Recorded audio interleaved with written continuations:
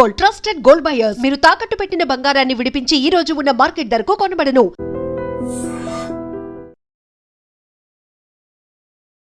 వీళ్ళందరూ మీరు చూస్తే ఎంత పెద్ద పెద్ద హీరోయిన్స్ మధ్యలో నేను కూడా ఉన్నానంటే అది ఓన్లీ నా టాలెంట్ ఒకటే కాదు, దేవుడి బ్లెస్సింగ్స్ కూడా. నేను కూడా అంటే ఏంటి, అసలు వాళ్ళకి వచ్చిన కన్నా మంచి మాస్టర్ పీస్ ఇట్లు మీకు వచ్చాయి. అదే ఒక మిస్టర్ పెళ్ళం కానీ ఒక శుభలగ్నం అంటే మంచి క్యారెక్టర్స్ చేశాను నేను. స్టార్డమ్ అనేది పక్కన పెడితే పెద్ద పెద్ద స్టార్స్ నేను చేయకపోయి ఉండొచ్చు, బట్ మంచి మంచి డైరెక్టర్స్, పెద్ద పెద్ద స్టార్ డైరెక్టర్స్తో చేశాను. అవును. అంటే బాపు గారు పేరు చెప్తేనే తెలియని ఎవరు ఉంటారు. బాపు గారి సినిమానా, పైగా ఆయన సినిమాల్లో హీరోయిన్స్ బాగా అవును ఫ్రేముల్లాగా గీసి మరి అందంగా చూపిస్తారు. అందరు లేని వాళ్ళు కూడా అందంగా చూపిస్తారు అది ఆయన అన్నమాట. అలాగే కె విశ్వనాథ్ గారు, కె రాఘవేంద్రరావు గారు, దాసనారాయణరావు గారు, కృష్ణారెడ్డి గారు, ఇలాంటి వాళ్ళు డైరెక్టర్స్ అంతా చేసే అవకాశం, మంచి మంచి క్యారెక్టర్స్ చేసే అవకాశం, మంచి అది నా గాడ్ గ్రేస్. అదే ఇందాక ఇప్పుడు మీరు ఇంతమంది హీరోయిన్ లిస్ట్లో మీకు బాగా క్లోజ్ ఫ్రెండ్స్ అని చెప్పుకునే వాళ్ళు ఎవరండి? నాకు ఎందుకంటే మీకు ఆ ఫ్రెండ్షిప్ అన్న యాంగిల్ చాలా తక్కువ. అవునండి, నేను ఎక్కువ ఫ్రెండ్స్ ఎక్కువ మెయింటైన్ కాదు, నేను ఎవరితో ఎక్కువ మాట్లాడను కాబట్టి మూవ్ అవ్వను. సో అందుకని నేను ఎక్కువ అలా మూవ్ అయ్యి మాట్లాడే ఒక హీరోయిన్ సౌందర్య గారు. ఎందుకంటే అది ఎలా కనెక్ట్ అయ్యానంటే, అమ్మాయి బెంగళూరు, నేను బెంగళూరు. సో ఇద్దరు బెంగళూరు బాలికలు.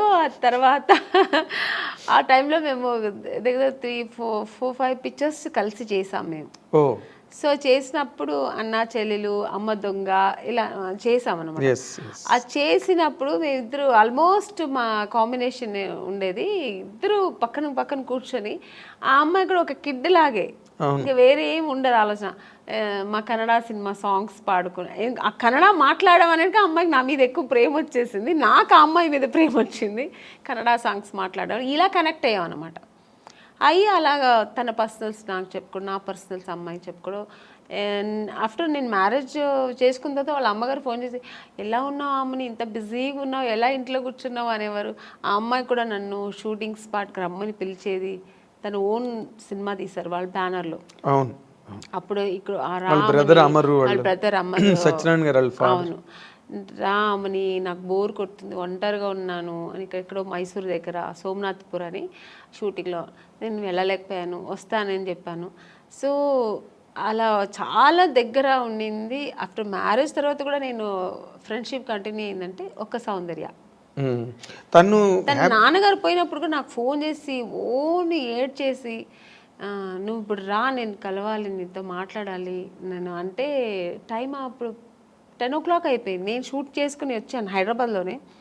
తను ప్రశాంత్ కుటీర్లో ఉంది, నేను హోటల్లో ఉన్నాను.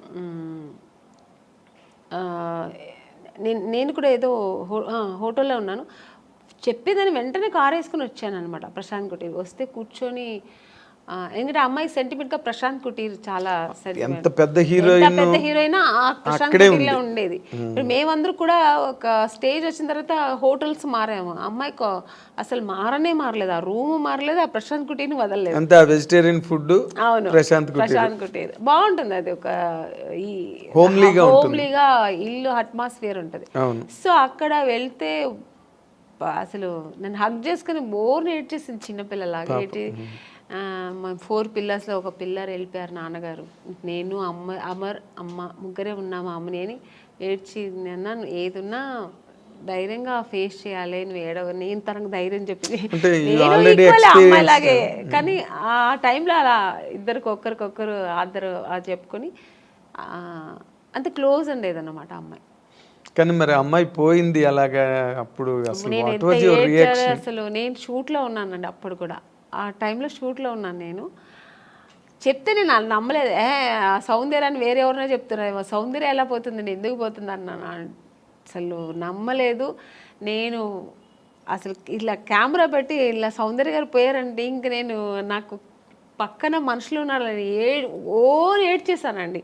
ఎవరి దగ్గర ఉన్న క్లిప్పింగ్స్ తెలియదు కానీ చూసారంటే చాలా ఘోరంగా ఉంటుంది. చిన్న పిల్లలాగా ఏడ్చేసాను నేను. నాకు మాటలు రావట్లేదు. నాకు ఒక షాక్ లాగా అయిందనమాట. ఆ అమ్మాయి పోవడం ఏంటి అసలు.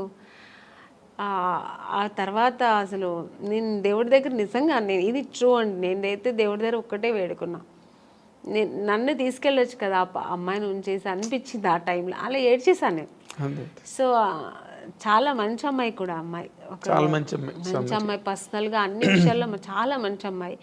ఆ టైంలో అలా ఫీల్ అయ్యాను అనమాట. ఇప్పుడు అమ్మాయిని తలుచుకున్న రోజు ఉండదు నాకు.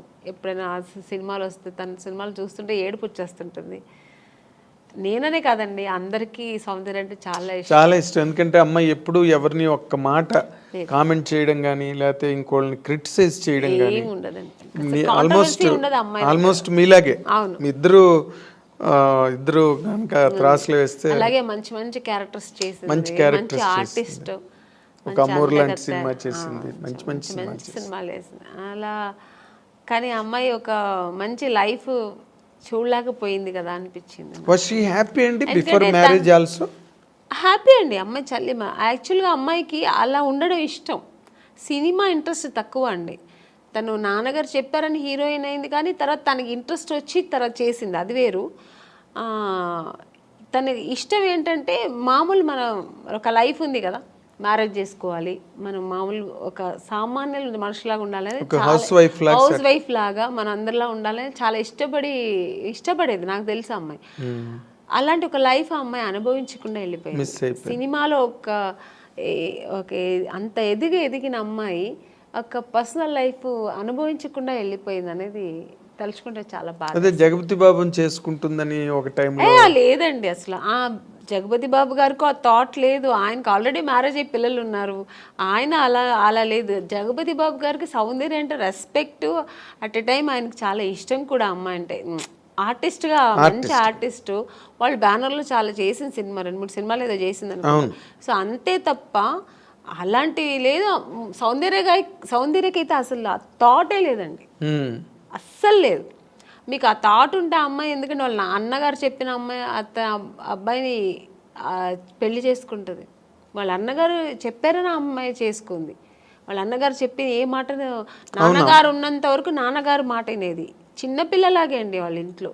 నెక్స్ట్ అమ్మకి కూతురులాగే ఉండేది తప్ప చెల్లెలాగా ఉండేది కాదు. అమ్మరు ఏం చెప్తే అది వినేది.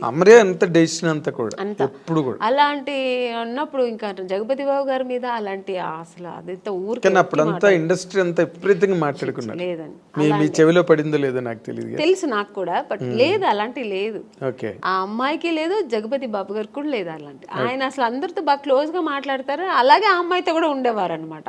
కాకపోతే అంటే ఎక్కువ సినిమాలు కలిసి చేశారు, అందుకని అలా వచ్చింది అది. వాళ్ళిద్దరూ కొంచెం ఒక 4-5 సినిమాలు కలిసి చేశారు ఆ టైంలో. అవును. తర్వాత ఇప్పుడు క్వైట్ కాంట్రాస్ట్ రోజా గారు.